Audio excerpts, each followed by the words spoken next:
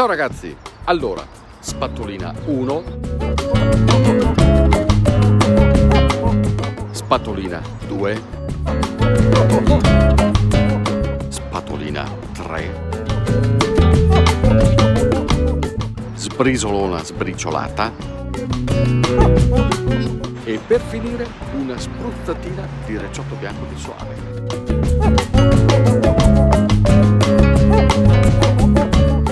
Insomma, un gelato da campioni, anzi da campionessa volante.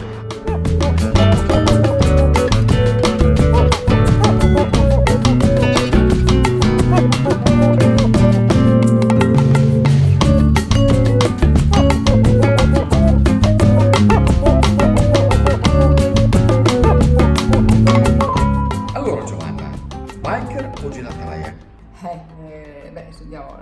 Una stagione della giovinezza l'ho fatta biker, mangiando gelati. Adesso invece faccio la gelataia, ogni tanto andando in bicicletta. Ma era il tuo sogno fare gelato? Allora, da piccolina c'era un tema, purtroppo non sai, sono quelle cose che non riuscirai mai a ritrovare. Cosa vuoi fare da grande? Sai, il classico tema, cosa vuoi fare da grande? Io avevo detto farò la gelataia in estate e la maestra di sci d'inverno. Maestra di sci poi lo sono diventata e l'ho fatta per parecchi anni. E gelataia invece dal 2005 che abbiamo aperto con mio marito questa gelateria Parona. Giovanna Bonazzi è la Parona del gelato, perché A. siamo a Parona, B.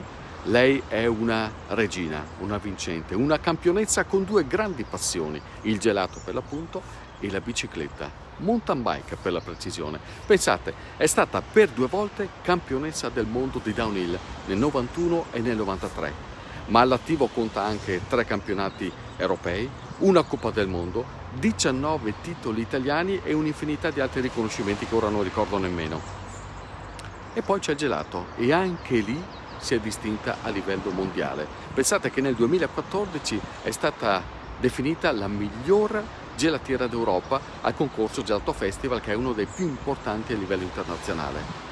Poi è arrivata terza l'anno successivo, nel 2015, e attualmente è seconda nel ranking mondiale delle 400 migliori gelaterie al mondo. Insomma, lei è proprio una parona. Brividi di freddo e brividi da gara, quali sono quelli più intensi?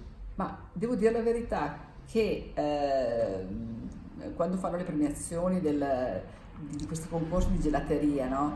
Fanno un po' come nei talent show, no? Dove dicono allora il primo classificato, e lì quel brivido che si prova ad aspettare il risultato non è tanto diverso da quello che ce l'hai sul cancelletto di partenza di una gara, cioè provi la stessa emozione, lo stesso condensato di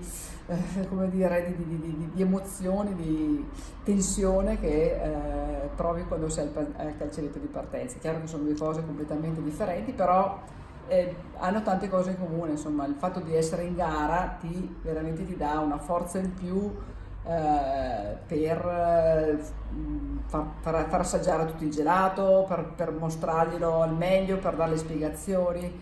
Perché questi concorsi comunque durano anche una decina di ore tra tutto, e quindi essere concentrati ed essere, diciamo, disponibili con tutto il pubblico che viene a assaggiare il gelato è impegnativo come fare una marathon. La vita di Giovanna è sempre stata all'insegna dell'adrenalina, il brivido, quello che ti motiva e che ti spinge a vincere, certo, ma anche ad accettare delle sfide estreme. Pensate che sono stato a casa sua e in mezzo ai tanti ricordi, ai cimeli, alle maglie, ai trofei, tutto quanto ricorda, insomma, una carriera veramente gloriosa, mi hanno colpito 2 biciclette, quelle con cui ha battuto il record di velocità sul chilometro lanciato sulla neve in Francia. Al primo tentativo è arrivata a 142 km all'ora, al secondo è arrivata ben a 158. Anche grazie a imprese come queste è entrata nella Hall of Fame americana nel 2017, un riconoscimento importantissimo, molto ambito da tutti i rider, perché viene riconosciuto a poche persone in tutto il mondo e sono le persone che si distinguono per essere particolarmente influenti in questa disciplina. Ma adesso torniamo al gelato. Tu prediligi i sapori veronesi? È una mission questa? Ma io ho cercato nei concorsi che ho fatto di gelateria di portare i sapori del territorio veronese, cioè, mi piace far conoscere Verona al mondo. E quindi è stata una sfida, insomma, ricercare anche, tra l'altro non è così facile nella parte dolce, perché non sono così tanti i dolci tipici della nostra zona, però mi è piaciuto portare i sapori nostri a far assaggiare anche agli altri.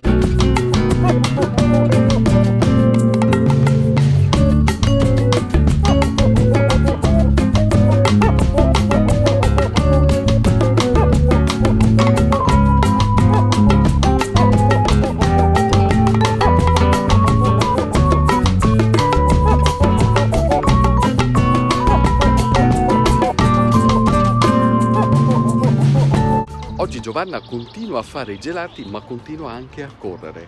Non lo fa più come downhill, non va più in mezzo ai boschi, lo fa abbracciando il fantastico mondo della BMX.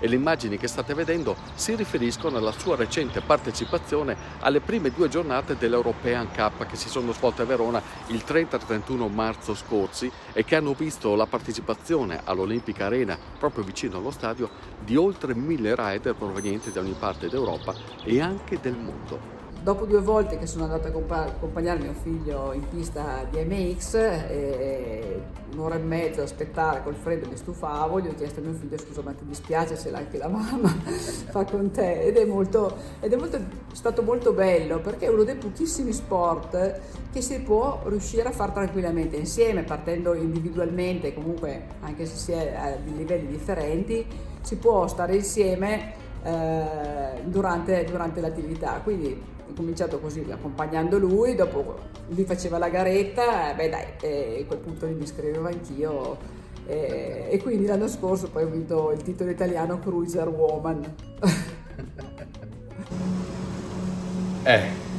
Giovanna, grazie. Sei la mia campionessa preferita. Beh, la più golosa magari. Siamo in 2. Ciao ragazzi, alla prossima cantierata. Ciao. Mi prendo una mezz'oretta adesso. Ho da fare. Ciao a tutti. Ciao.